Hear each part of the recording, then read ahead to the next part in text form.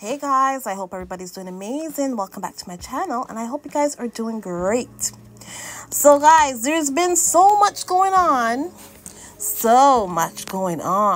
in the last couple of days.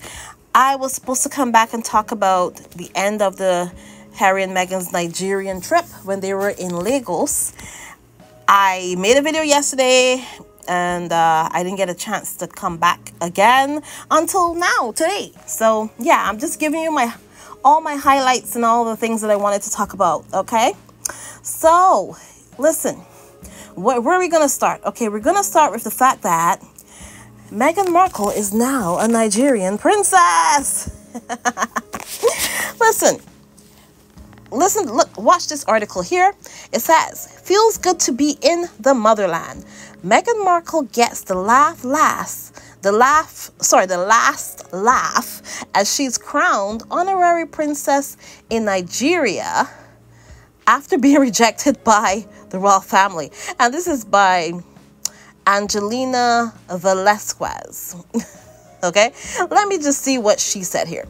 Meghan Markle can add a new moniker to her biography after being warmly embraced as a distinguished noble in Nigeria.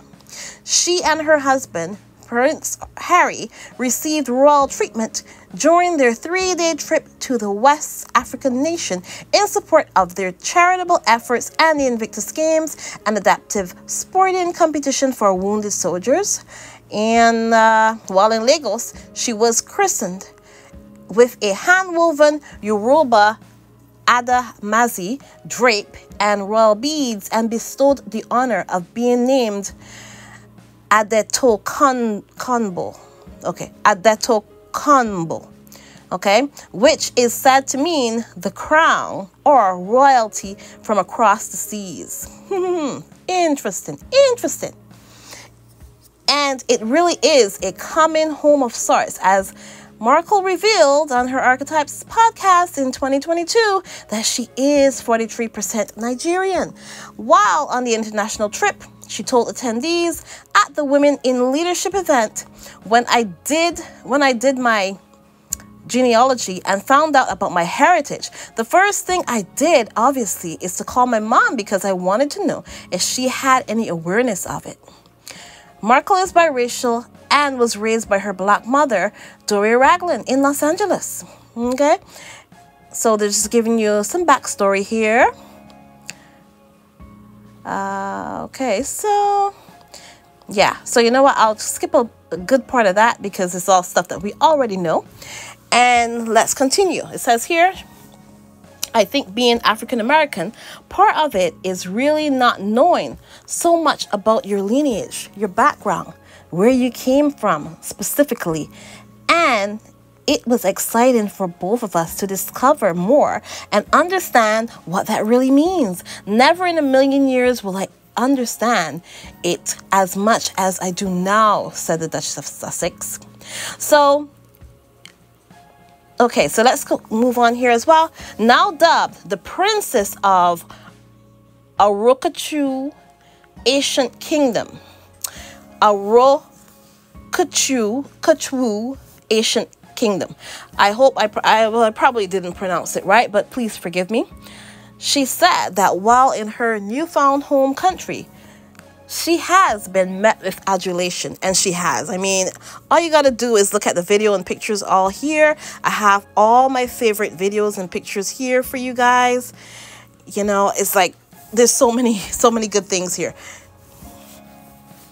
So let's continue. She explained what they define as a Nigerian woman is: brave, resilient, courageous, powerful, beautiful. And every single moment that I hear anyone so far talk about what it means to be a Nigerian woman, it is that most flattering thing to be in that company, to be in your company. Yeah, so she is more or less, listen, she is bestowing on them everything that they bestowed on her. It's very simple. And it goes on here. A tweet reaction to Markle candidly embracing her genealogy read, Meghan Markle's Nigerian heritage is something to be proud of. Representation matters, and this is a great example of the diversity that exists within the royal family.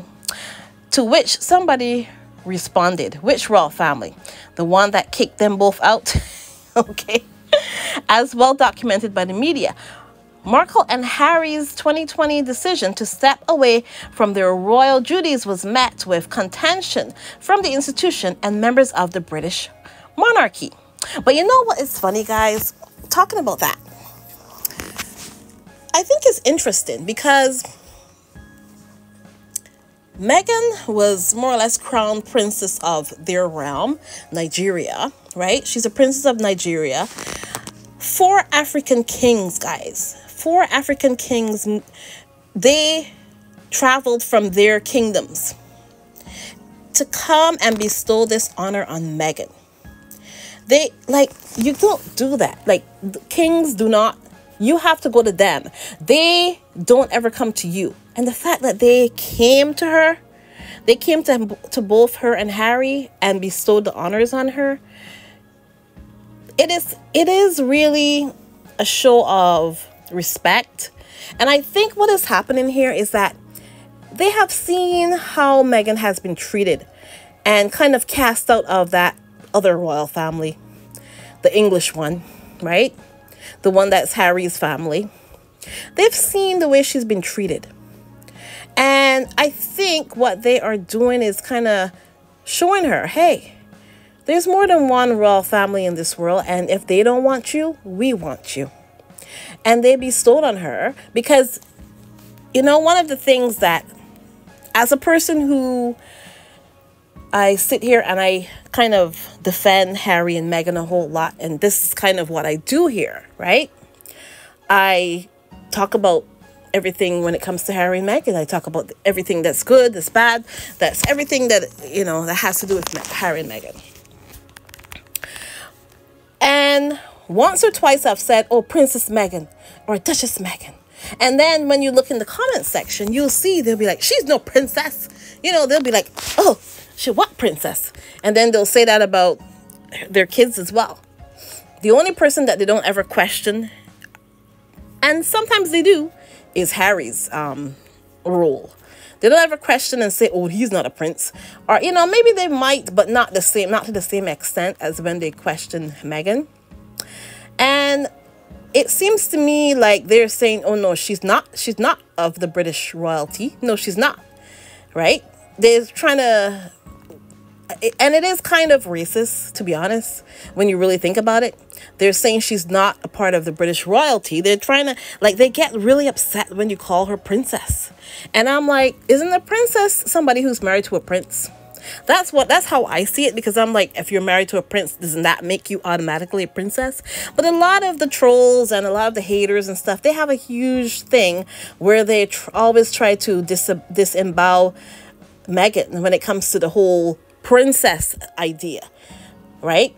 And when you go and you call Catherine or whatever Kate, if you call Kate, and they come after you, they're like, oh, her name is Catherine. You know, they come after you and tell you, oh, her name is Catherine, the Princess of Wales, and they'll be all over you.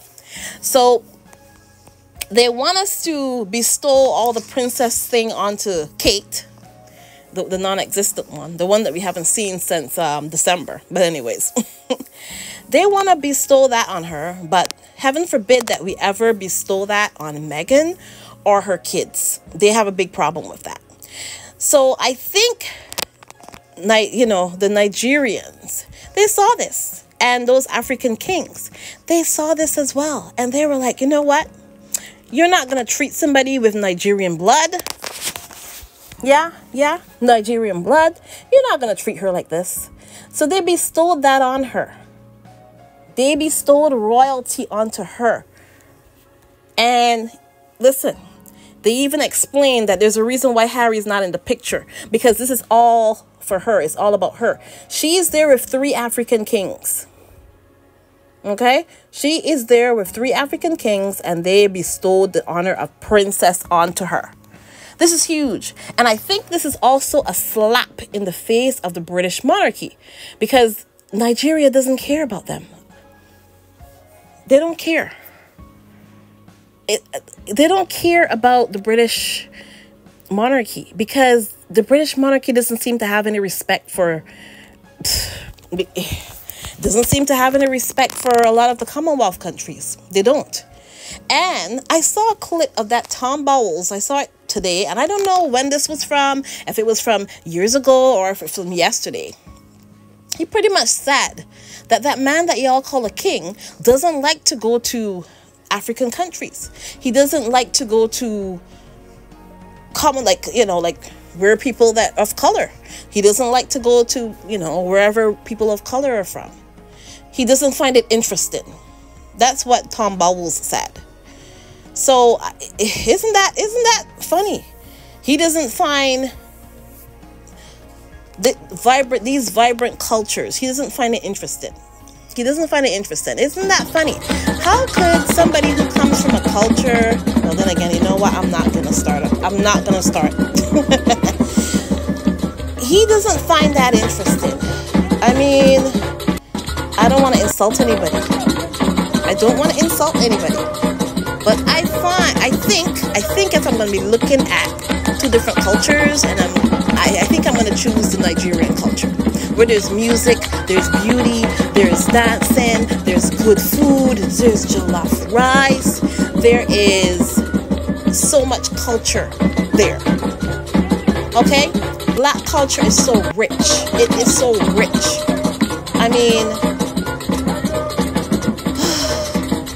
the best music in the world, the drums, all of the musical instruments, you know, it's all a part of the Nigerian culture. The dancing, the beads, the heat, you know, the vibrant colors. All these things are Nigerian culture. So he doesn't find those things interesting? Really? As opposed to wet cucumber sandwiches at some smelly ass garden party that nobody talked about? Really? Really? Are we comparing 2 cultures? And I don't want to do that. But how could he say that he doesn't find that culture? Pretty much cultures, black cultures. Is that what he's saying? That he doesn't find it interesting? Black culture? African culture? Nigerian culture? He doesn't find, you know, he doesn't find black and brown cultures interesting? Really? Coming from that bland cucumber sandwich, I mean, come on. British food, and I don't want to insult anybody, but we're not going to talk about food when it comes to, or we're not going to talk about cultures. Just because your culture has been around for thousands of years doesn't mean that it's the best. It just means maybe it's the blandest, and that's why it's stayed around so long. You think that you're the best because you're the white one? Is that the reason? There's so many other royal families around the world. Not that I believe in royalty, I don't. But I respect people who respect me. And it seems to me like Nigerian cultures and just, you know, it seems to me they seem to respect other people, right? So respect is given where respect is due. And if you are going to give me respect, then I give you respect. I'm not sure about the British royals at all. I'm not sure about them when it comes to that. But either way, I went on a little tangent. So let's see. Okay, so you know what is funny? I actually, now that I got to know Meghan's previous Nigerian name, because they did give her a name before, guys, remember? her Nigerian name that they gave her, the Invictus party, they had given her the Nigerian Invictus what do you call it? What do you call it? Their team. So they give her Amira Ngozi Lolo. I think that was it. And I now got that, and now she has a new name. Now I have to get used to the new name. But I did like the Amira Ngozi Lolo. I did like that. That could be one of her names. That's like her second name. But officially, they gave her her new name. And yeah. But she is now a Nigerian princess in her own right, because it was bestowed onto her by three African kings. They came out of their way to do this. And in my opinion, I think it was kind of shoving it in the face of Britain, in my opinion, because they're showing that, you know, you disrespected her, now we will uplift her. And, you know, like I said before as well, a lot of the commentators, the British commentators, they really are melting down.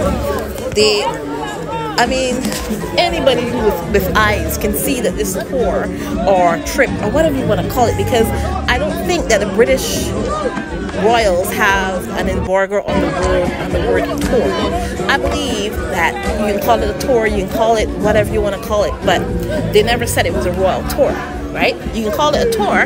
It's not a royal tour, it's a tour. So, you know, but it was a complete and total success. I mean, Harry and Meghan blended in with everybody. I mean, it was very simple to me. It was beautiful. It was beautiful. So yeah, it was a beautiful, beautiful thing to see. And no matter what people say, no matter what the, you know, the Kingsley Schofields of the world, and that Angela Leviathan, that Sourmouth Angela Leviathan, and all those people, and you know, Camilla Tominey, and who else was out talking about it? There was a couple other people. Whatever, they're not important. But no matter what they say, they gotta admit that the tour was a complete and total success. So much so that I don't know. I did hear about, and I think this is funny that it fell on this time. I don't know what that was about Harry and Meghan's thing being delinquent. I don't know if somebody tampered with apparently there was a check in the mail and stuff like that. I don't know what happened there, but it sounds like a little bit of sabotage in my opinion, because things were going so well, and it seems like a little bit of sabotage in my opinion, because, you know, sometimes people are around you and you might not be able to trust them. So I don't know what's going on, but it seems to me like a little bit of sabotage. It seems to me something a little bit like, you know, when all of a sudden 2 days before the Oprah interview, there was bullying claims. It sounds a little bit like something like that, because I don't believe for 1 second that Harry and Meghan will ever be delinquent in anything. So unless they did trust somebody to do this for them and the person kind of screwed up, or they got paid off or something. I don't know. But I choose to believe that this was a little bit of a sabotage deal here going on. And yeah, don't worry, when Harry and Meghan are flat on Montecito soil, and they probably are by now, I don't know, because we never know. Maybe, you know, hey, you never know. That maybe they went on a little vacation after. I don't know. Who knows? But either way, yeah, they will sort it out. I'm pretty sure, because Harry and Meghan, when they operate, there's no leaks, and when they operate, there's no mistakes. So, although, you know, they're human, so anything can happen, but still, they're very kind of strict when it comes to certain things. I don't think that they would just let these kind of things happen. But hey, if they have been trusting somebody else and the person screwed up, hey, maybe somebody needs to get fired. I don't know. But yeah, they'll deal with it, and I'm pretty sure they will. And yeah, that's all I gotta say about this whole delinquent thing for the, you know, I don't know. It seems fishy. And the timing seems a little off to me. So yeah, I always come with suspicion when it comes to these kind of things that are in the news, you know, right after a successful tour of Harry and Meghan, and it's right in the news and it's everywhere. I think, yeah, I call sabotage. That's what I call right now, because I don't believe this for a second. And if it did happen, it's because it was a setup, in my opinion. But either way, I'm done talking about that. So the best news is that Meghan is now a princess of the realm of Nigeria. And guys, the story, another thing I wanted to talk about quickly is the story of that beautiful yellow dress, guys. So this yellow dress, guys, has a whole lot of twists and turns. And I have to do a separate video about all the fashion. But in this video here, I'm talking about specifically the yellow dress. It says here, okay, this is from People. Meghan Markle wows in same yellow dress she wore for Archie's first birthday at reception in Nigeria. The floral length dress was the perfect choice for the mom of two to wear on Mother's Day. So this dress is interesting because Meghan wore it in this video that we saw for Archie's birthday, right? Let me see here. Was it for her second birthday? Let me just see here 1 second. What? Oh, his first birthday. Yeah. So it was for Archie's first birthday, right? She wore that. And then she wore it again. She wore it again when they announced, and they had announced this on, it was something to do with Princess Diana and Harry. Oh my God, I totally forget. I don't want to say the wrong thing, but I think it was that they announced it the same day or something, that Princess Diana had announced Harry's, that she was pregnant with Harry or something like that. Guys, just let me know in the comment section or in the chat. Either way, this dress, she also wore this dress, guys, when she, like I said, they announced that she was carrying a new baby. Let's put it that way. When she was pregnant, let's put it that way. Okay, so this dress is special to Meghan. She wore it twice when it has something to do with her children, and yesterday was Mother's Day, and maybe that was her way of saying, hey, you know, this is the dress I wore when something special with my kids happened, and that's why she wore it on Mother's Day. And for the people who, again, for the people in the back who are talking about, oh, why did she plan a trip on Mother's Day? That's not it, because lots of women work on Mother's Day. So that's a weak argument. It's a weak argument. This is a huge trip. This was planned for a long time. Meghan is a professional. She would never say, oh, it's Mother's Day. No, I can't do it, because you know what? The thing about it is so many women work every single day. Like I said this before, they work on Christmas, they work, you know, all the time, they work on their birthdays, they work on their kids' birthdays, and it's hard. And you do what you gotta do, and then you celebrate whenever you see your kids again. That's how normal people do. That's how normal people do.